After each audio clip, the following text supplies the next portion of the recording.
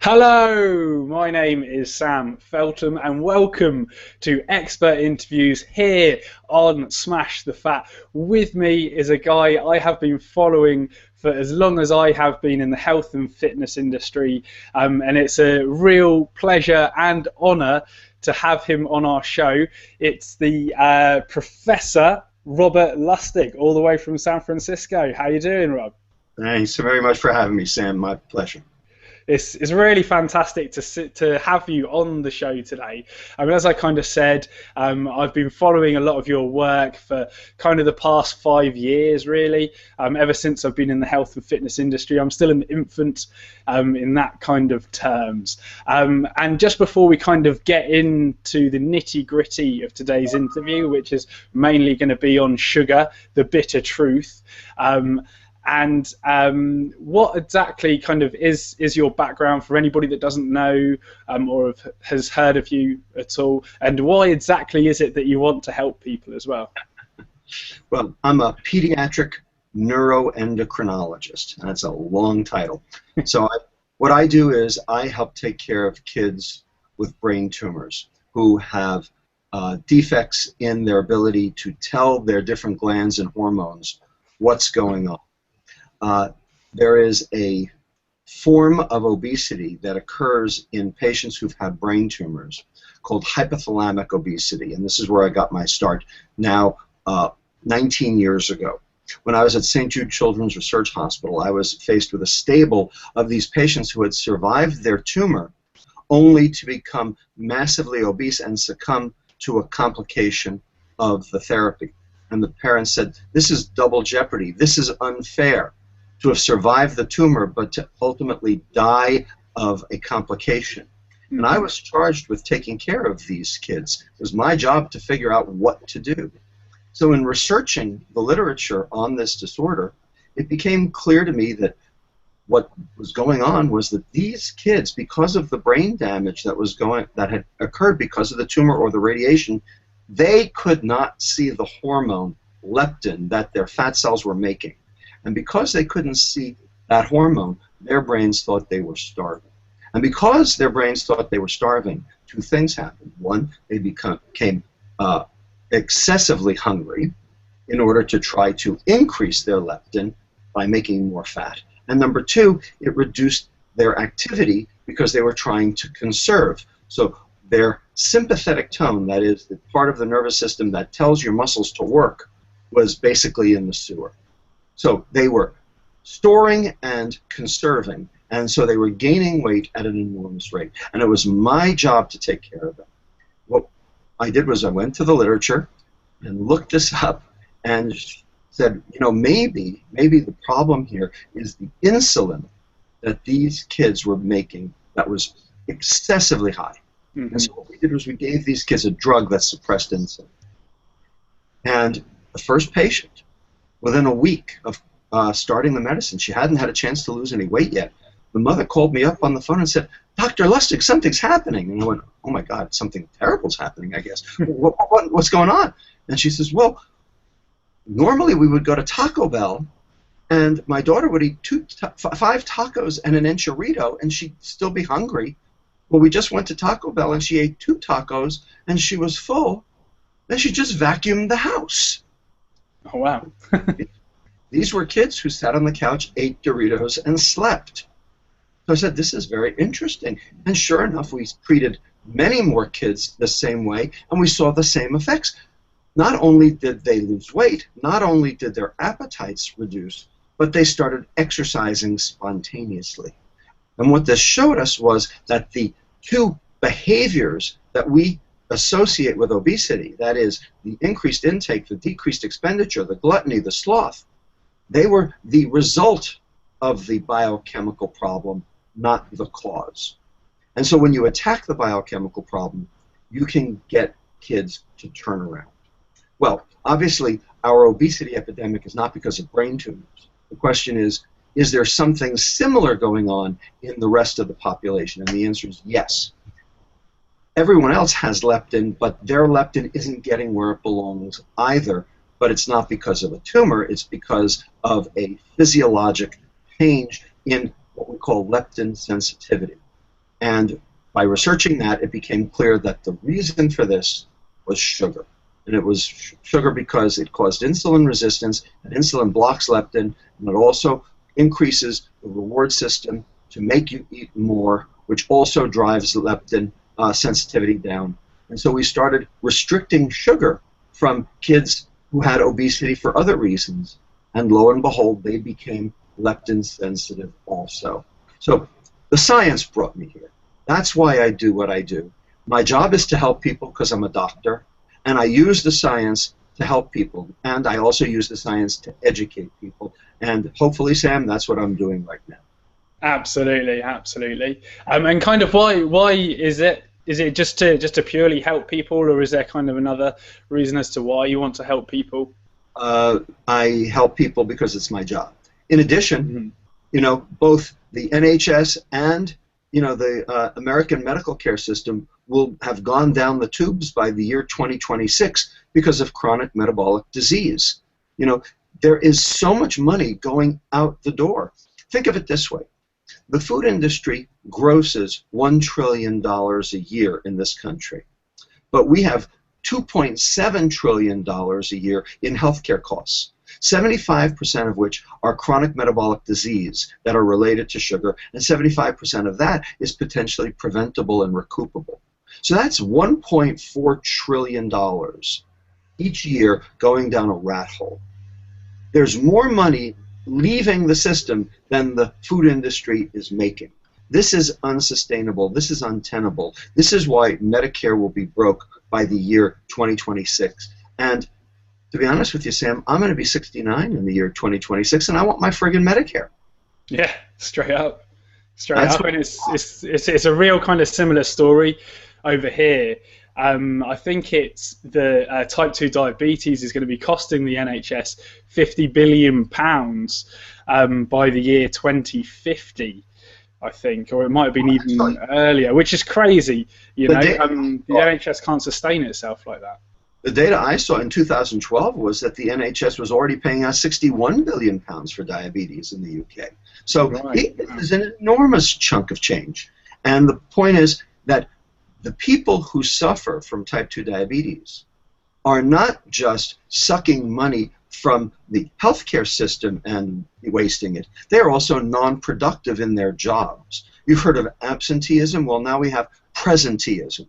That is, people who occupy a slot at a job and can't do their job. And so all these companies are now seeing reduced productivity, which is affecting their bottom line. So this is part of what's, caused the fault of the economic engine in the entire of Western society that we have seen. So this is a problem on both sides of the ledger. This is a problem in all developed and developing countries. This is a global health problem, and we have to solve it.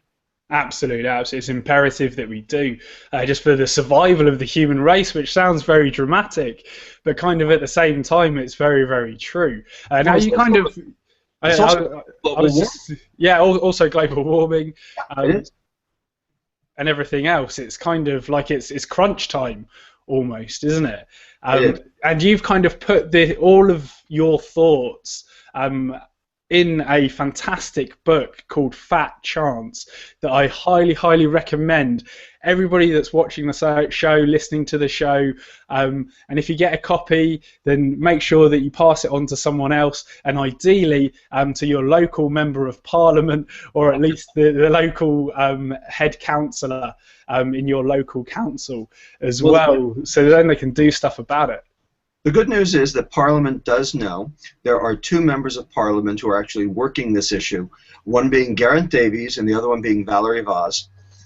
They understand this issue, and they are seeing what they can do about effectuating policy change in order to deal with it, and I am completely supportive.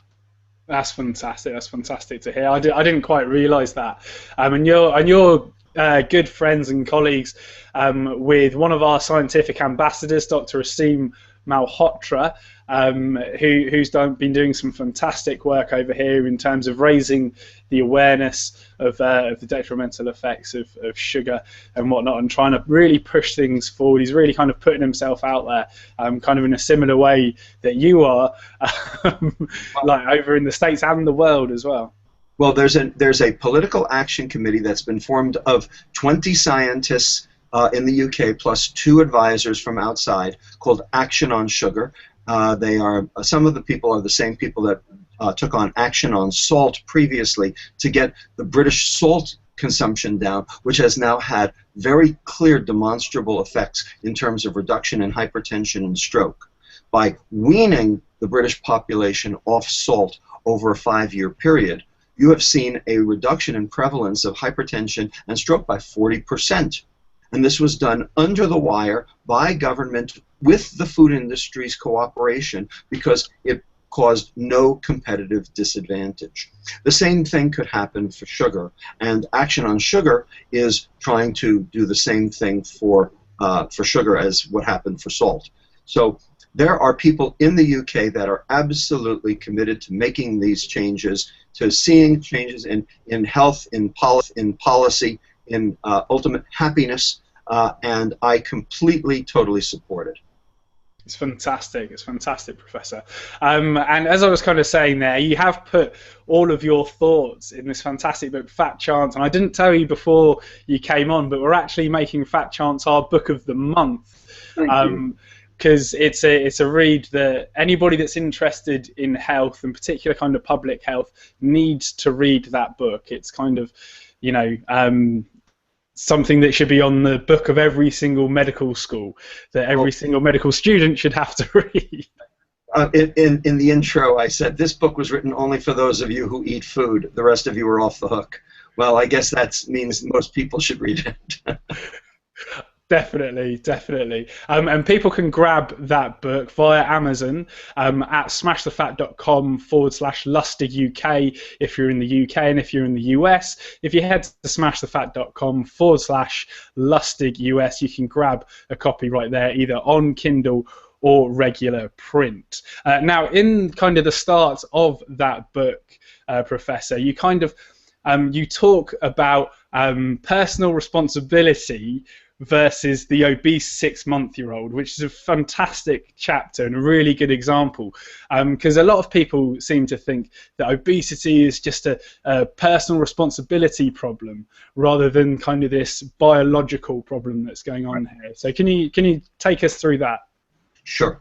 So personal responsibility, people think this is part of America. This is, you know, what the union was founded on. Self-reliance, personal responsibility, you suffer your own consequences.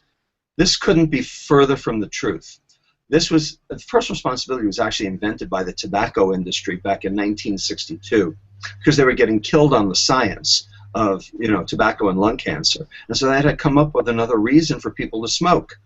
And they said, well, you get to choose. You choose whether you smoke. Personal responsibility. And somehow that, you know, was inculcated into our consciousness that, you know, we are responsible for all of our decisions, which, you know, would be true except for addictive substances.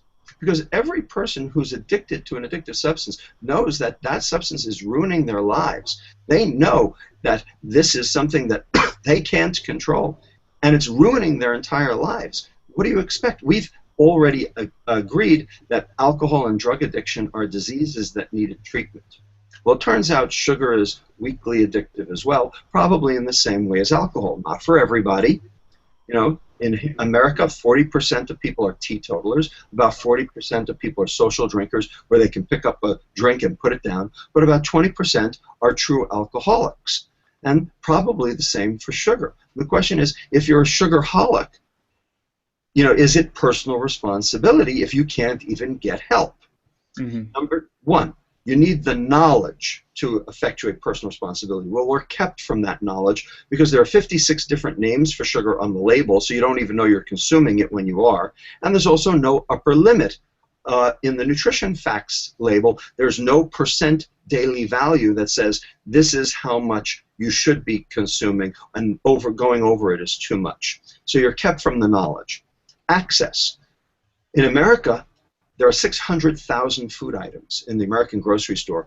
80% of them have added sugar, and that's for the food industry's purposes, not for ours. So you don't even have access in some convenience stores where you don't have access to real food in lower socioeconomic status areas. They only have convenience stores with things that can stay on the shelf for months at a time. So if you don't have access, can it be personal responsibility? Third, affordability. You have to be able to afford your choice, and society has to be able to afford your choice. Well, guess what? You can't afford your choice because healthy food costs double what processed food does, and healthy food's going up at a rate 2.5 times faster than processed food.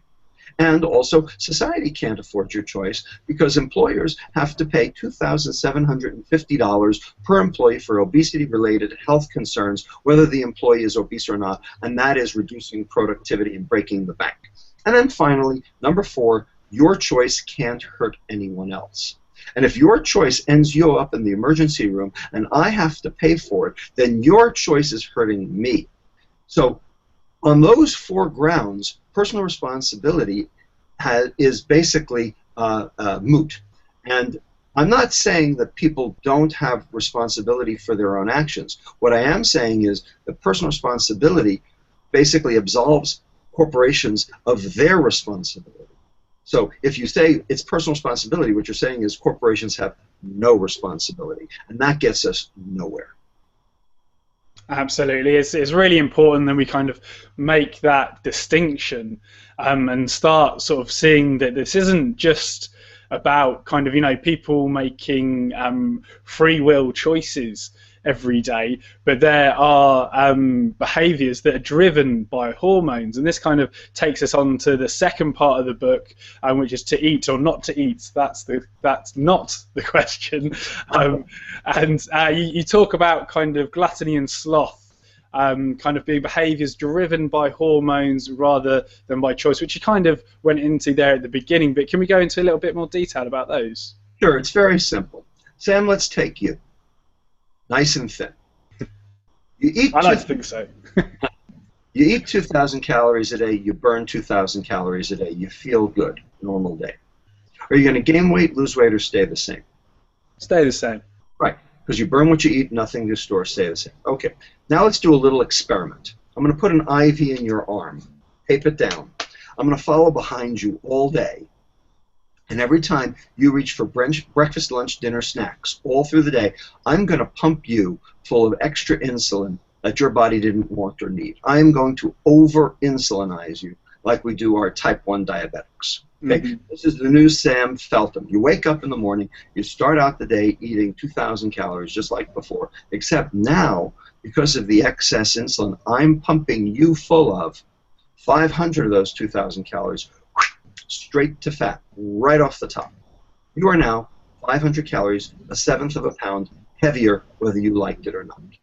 Now, you ate 2,000, but you lost 500 to your fat. Those are now not available. They're locked up in your fat cell. So how many calories are left to burn?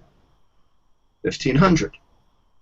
But your body wants to burn 2,000 because that's where it feels good. So what do we call it when your body has fewer calories than it actually wants to burn? It's got a name. It's called starvation. That's what starvation is. So how do you feel when you're starved? Crappy, tired, yeah, slothy, sit on the couch, don't want to do anything, don't want to exercise, and, of course, hungry. Well, I've just described every obese patient, and I've described you because you're now brain starved because you have fewer calories than you want to burn, because of the insulin I pumped you full of. So, Sam, in a world of free access to food, which you live in, what are you going to go do? I'm going to go find some food and eat till I'm satisfied. Well, you're going to eat the 500 back, is what you're going to do. Exactly. Right? So now you're eating 2,500 instead of 2,000, except, haha, I'm still pumping you full of insulin. There go another 100 calories straight to fat. Now you're 600 calories heavier. You're only up to 1,900 to burn. You still don't feel quite right. So you go to a doctor, you go to a nutritionist, and you say, Doc, I don't get it. Every time I stand on the scale, I weigh more, and I just don't feel like myself anymore. What's going on? The doctor says, I know what's going on with you. You're a glutton and a sloth. You eat too much, you exercise too little. And guess what, Sam? It's true. You are now. But it's not because you're goes to, it's not because you want to, because you have to.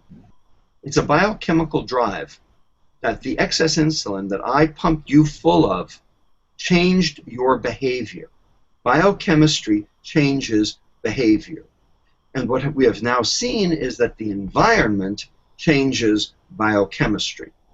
So the change in our food supply altered our biochemistry in our brains, which has changed our behavior to make us eat more and exercise less. And when we get the biochemistry down, when we change our insulin, when we get our insulin to stop being released at such a high rate, people eat less and exercise more of their own volition. We do this in our clinic every day. We use the biochemistry as the fulcrum for change as opposed to the behaviors, which are virtually impossible to change. Mm-hmm.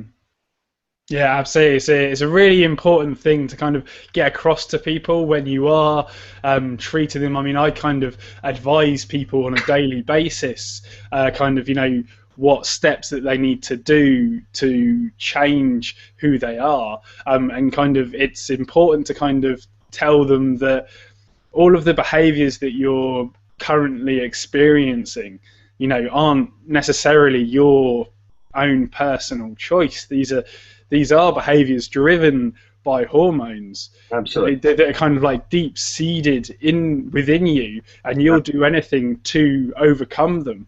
Right. You'll come up kind of with crazy justifications for doing it and things, but that's because the biochemistry is driving your behavior. It seems quite simple. Now, another chapter in that part of the book is called Stress and Comfort Food, and that's something that we haven't really talked about. How does stress influence obesity? So stress drives a hormone called cortisol, and cortisol drives energy into visceral fat in particular. Mm-hmm. Now, there's an area of the brain called the amygdala, which is sort of your fear and stress center, and it's going haywire in people who are chronically stressed. And it turns out from work by others, by Mary Dahlman, by Robert Sapolsky, by many others, that high energy density food calms those neurons down. So basically, comfort food is like self-medication for stress. The only problem with it is it only lasts about an hour or two, and then the stress hasn't been removed, and so but your desire to eat is still there, and so comfort food is sort of this chronic, long-term issue, and it drives not just weight gain, but very specifically visceral fat gain, which of course is the worst kind of fat in terms of chronic metabolic disease, heart disease, diabetes, etc. So stress is an enormously difficult problem to deal with. The best, safest way to deal with stress is exercise. But not everybody can do that. A lot of people are hampered or disabled or dysfunctional because of their obesity. There's also mindfulness meditation, which is complicated but is something you can teach. And finally, there are medications that can help alleviate response to stress, but they all have side effects. So stress is definitely one of the big bugaboos in this whole story in terms of being able to fix the problem. Mm-hmm. Yeah, it's really important to kind of see the body as one, and it's not just one particular thing that's happening. There are sort of major players, then minor players, but you want to balance them all out in a way. And the way that I kind of explain it to people is that there's a biochemical imbalance kind of within you at the moment, and all of these things, diet, exercise, and some real lifestyle changes which will reduce your stress, will create this biochemical balance again, and your body will kind of return to normality almost. It's all about getting the insulin down. Yeah. Insulin drives energy into fat. You want to stop that. And insulin blocks the signaling in the brain that says that you're full. So when insulin's high, you think you're hungry. So if you're hungry and you're storing, you can see where things are going. So getting the insulin down is what we do. That is our job. And there are 3 reasons to eat: hunger, reward, and stress. Each of them impact insulin in a different way, and each of them have a different method for being able to distinguish what the problem is and how to deal with it. This is why we parse patients rather than lump them in our clinic. and we direct our therapy to the pathology. When we get the insulin down, the patients are successful. Incredible, incredible. And kind of how does insulin become excessively secreting through the body? It's mostly our diet. It's mostly because of what our diet has become. A real food diet is a low sugar, high fiber diet. A processed food diet is a high sugar, low fiber diet. And sugar, because it generates liver fat, causes insulin resistance, and lack of fiber, because it doesn't allow for the reduction in rate of absorption, so the absorption of food from the intestine into the bloodstream is so rapid, it causes markedly increased levels of insulin because your blood sugar rises higher. So the two of those together, which are the hallmarks of processed food, are the drivers of this debacle. And this is why we have seen this go out of control over the last 30 years as we have shifted from a real food diet to a processed food diet worldwide. And we've done it because of price, we've done it because of storage, and we've done it because of coolness, if you will. Absolutely, absolutely. And there's one particular part of the diet being sugar, and just most of the listeners and viewers will know, and I would have heard of this, that sugar is just basically two molecules, one glucose and one fructose, and it's really particularly the fructose part of sugar that seems to be particularly problematic, and it's, you know, you've described it as a toxin in itself. Can you go over that and why it's a toxin as well? Sure. Very simply, fructose, the sweet molecule in sugar, does three things that glucose doesn't. Number one, it doesn't suppress the hunger hormone ghrelin, so you stay hungry. Number two, it goes to your liver instead of the other cells of your body, and when your liver's overwhelmed by it, the liver has no choice but to turn it into liver fat. And that liver fat then contributes to insulin resistance. And then the third one is fructose causes increased rates of cellular aging. This is why we paint barbecue sauce on our ribs before we grill them, is to get that nice brown color. That's the browning reaction. That's why bananas brown. Well, all of us are browning inside as we speak. It's part of the aging process, and fructose does it 7 times faster than glucose. But when it does it, it causes cell damage and cell death. So it is one of the things that speeds up the aging process. So you don't suppress hunger, you make liver fat, and you increase cell aging.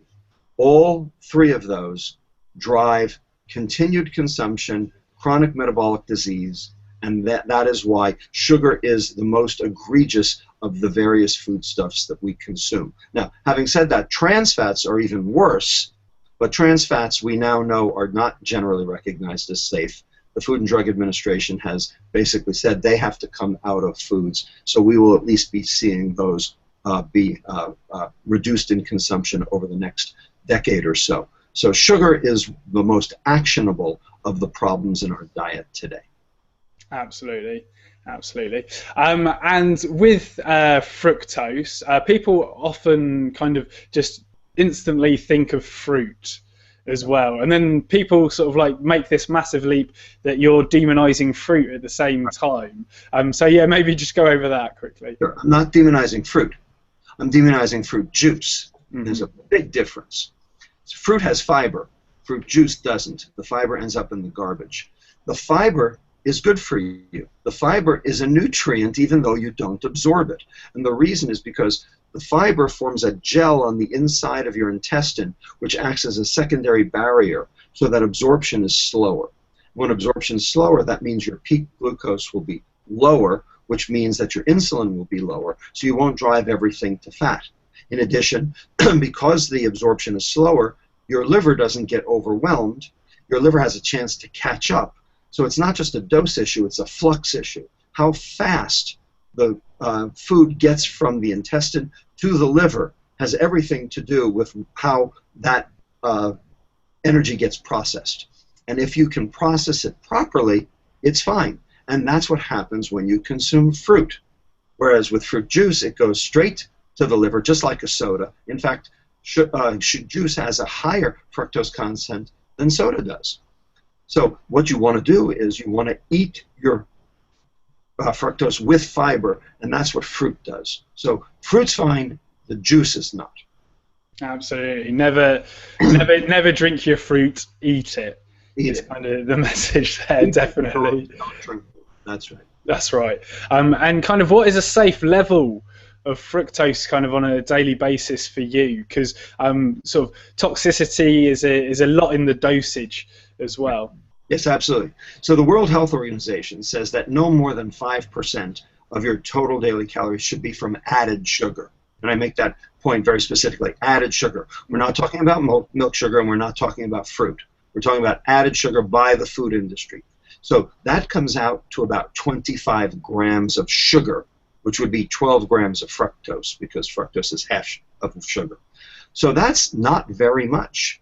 I mean, if you think of that in terms of cans of soda, that's like a half a can of soda per day. The point is, what are we feeding our children? We're giving them cereal in the morning and a glass of orange juice. That's 3 times over their limit, and it's just breakfast. So most kids are getting over 6 to 7 times their allotted limit of sugar per day in terms of added sugar. And the fact of the matter is, they're getting sick from it. And that's what we are seeing. And that's why we have adolescent type 2 diabetics today. These are diseases that only happened in adults, but now kids get them. And the reason is because they're the same diseases that alcohol drives. But kids don't drink alcohol, but they drink sugar, because sugar is the alcohol of the child. They are metabolized the same way. They do the same things. They activate the reward system the same way. And they're treated by the market in the same fashion. They're both commodities. So this is where the problem is. This is what has to be changed. And this is what we, you, I, other people in the nutrition field, other people in the policy field are trying to fix. Absolutely. And in the last 2 parts of the book, you kind of put together a personal solution and a public health solution as well, which is kind of important to have both, because there are things that you can do today to change your own health, but then there are things that we kind of need to do as a society to try and sort of change public health overall in the long term as well. So let's kind of start off with what people need to do kind of on a personal level.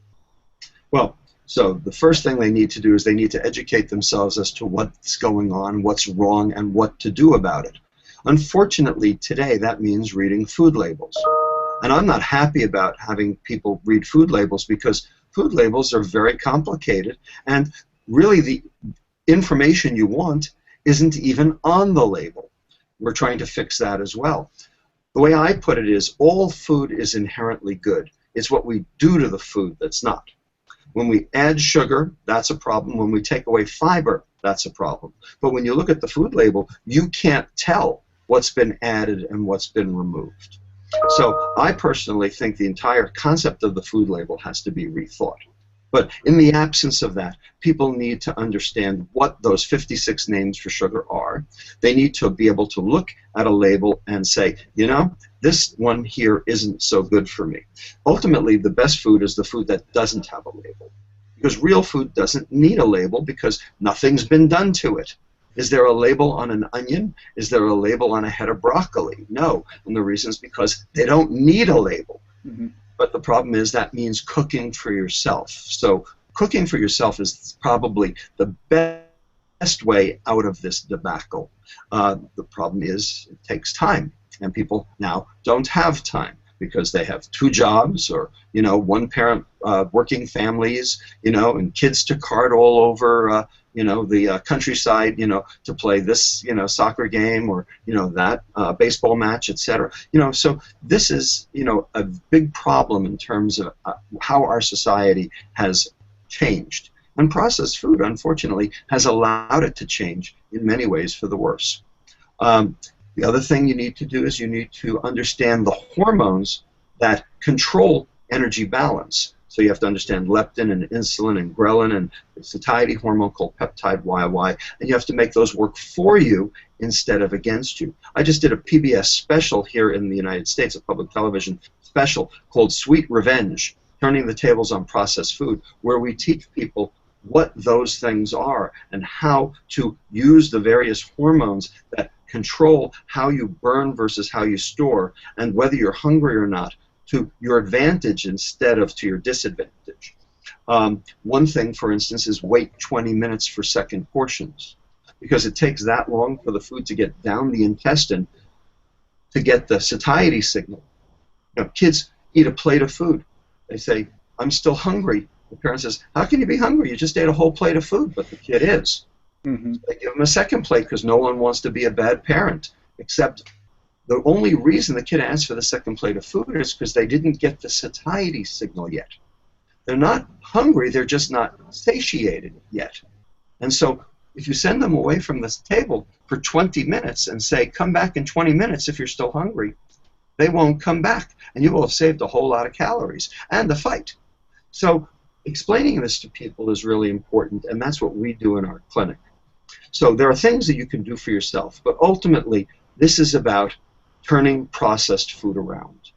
This is about getting back to real food, because real food is what we as human beings were designed evolutionarily to eat. Processed food is problematic at many levels, and we can't afford the healthcare costs, and it's greater than the money we're saving on the processed food. Ultimately, this is a bad deal, and people have to recognize it as such. Absolutely, because in, again, the last part of the book, you talk about the nanny state, and I've been on Sky News myself sort of talking about that we need to take some sort of regulatory action on sugar, and then kind of you get people claiming afterwards that you're a nanny state, you're trying to pander to people and things like that, and my kind of comeback to that was that, well, should we just tell people not to wear seatbelts, not to wear helmets on motorcycles, things like that? We put these things in place to keep people safe. Exactly. And what's your take? Very simple. If these people didn't want their food tampered with, where were they 40 years ago when the food industry started tampering with it? Were they complaining then? Mm-hmm. Now they're complaining now. They don't recognize what's happened. They should have been complaining when all of those preservatives went in, when all of those, changes to the food occurred way back when, but they weren't complaining, in part because they added the sugar, and the sugar placated them. So this is what happens with every drug of abuse. We have personal intervention, which for lack of a better word we can call rehab, and we have societal intervention, which for lack of a better word we can call laws. Rehab and laws for cocaine, for heroin, for nicotine, for alcohol, for every street drug. Well, turns out sugar fits all the criteria for public health intervention because it's toxic and addictive and abused by society and has negative impacts on society. So we need rehab and laws here as well. The problem, of course, is getting people to recognize that this is a problem. Because once they see that this is the problem, they will themselves call for changes in the regulatory framework. Absolutely. Brilliant, Professor. Now, we do have a few questions via the blog, and we've got lots of questions, in fact, but we're only going to be able to get through about 3 of those questions. Get 2. The what, sorry? Make it 2. I've got to. Yeah. You've got to go. You've got to be to get to. So we're going to make it 2. The first one that I think is quite an interesting one is from Keith Runyon, who asked, Dr. Lustig, what diet do you recommend for patients with type 1 diabetics or type 2 diabetics? Right. So type 2 diabetes, both forms of diabetes, are extreme carbohydrate intolerance. Now, insulin can help type 1 diabetics. Insulin is necessary for type 1 diabetics because you can't have continued lipolysis. You have to be able to store some energy. So insulin is required for type 1. The question is, how much insulin? Insulin is both good and bad at the same time.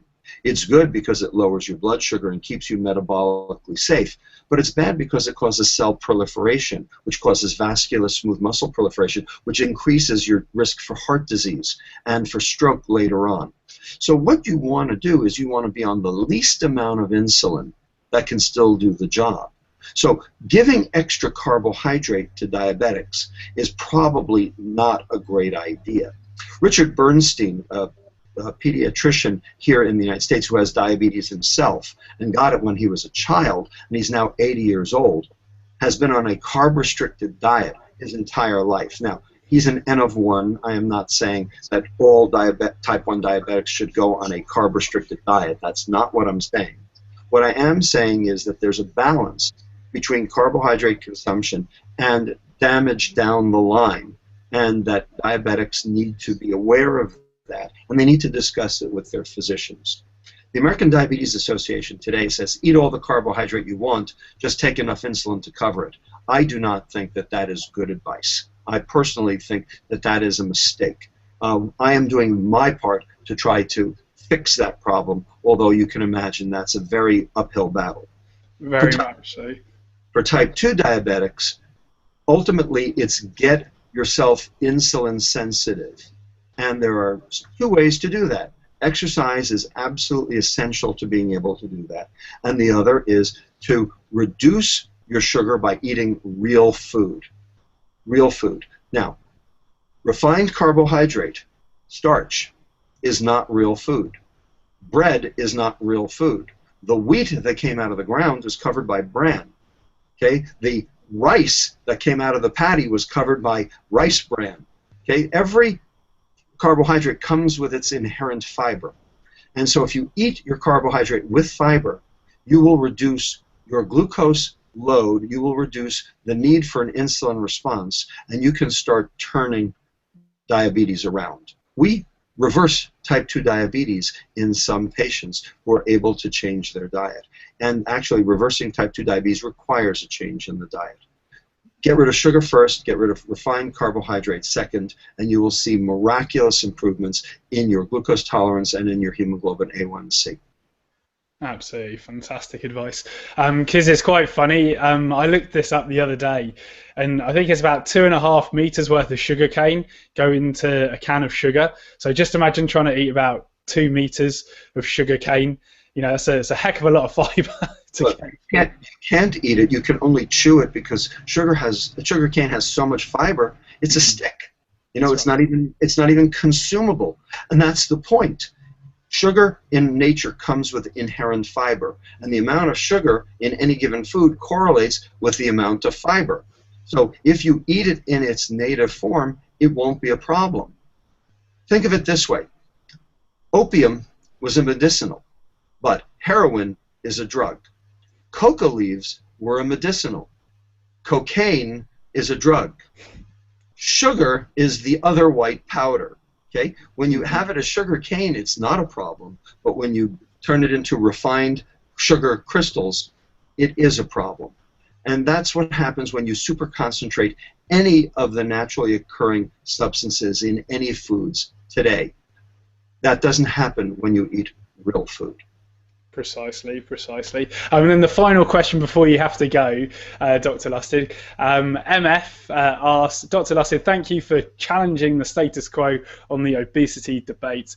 From your experience, could a prolonged carbohydrate diet induce insulin resistance?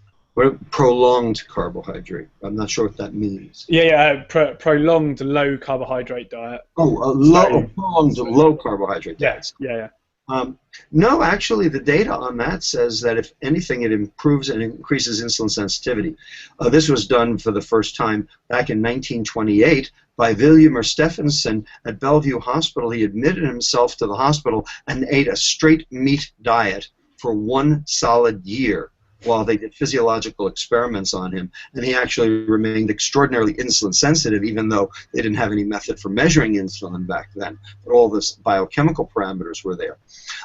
You might go onto a website called FatChanceRow, so FATCHANCEROW.org.